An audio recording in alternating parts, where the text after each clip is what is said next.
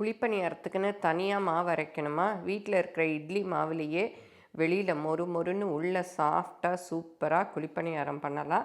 அதுக்கு தேவையான இட்லி மாவை ஒரு பாத்திரத்தில் எடுத்துக்கணும்.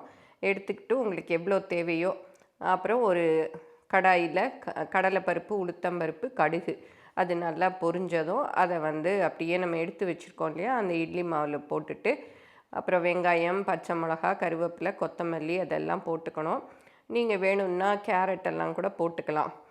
நான் சின்ன வெங்காயம் போட்டிருக்கேன். நீங்கள் பெரிய வெங்காயம் வேணுனாலும் போட்டுக்கலாம். போட்டு நல்லா மிக்ஸ் பண்ணிவிட்டு குழிப்பணியார சட்டியில் எண்ணெய் ஊற்றிட்டு ஒவ்வொரு குழியிலையும் கொஞ்சம் கொஞ்சம் ஊற்றணும். ஊற்றி உங்களுக்கு தேவையான அளவு எண்ணெய் நிறைய வேணும்னா ஊற்றிக்கலாம். ஊற்றி மூடி வச்சு வேக விடணும். நல்லா வெந்ததும் அடுத்த பக்கம் திருப்பி போடணும். வேணும்னா இப்போவும் கொஞ்சம் எண்ணெயோ நெய்யோ ஊற்றிக்கலாம். ஊற்றிட்டு எடுத்தோன்னா சூப்பராக மொறு மொறுன்னு வெளியில் மொறு மொறுன்னு இருக்கும், உள்ளே ரொம்ப சாஃப்டாக இருக்கும்.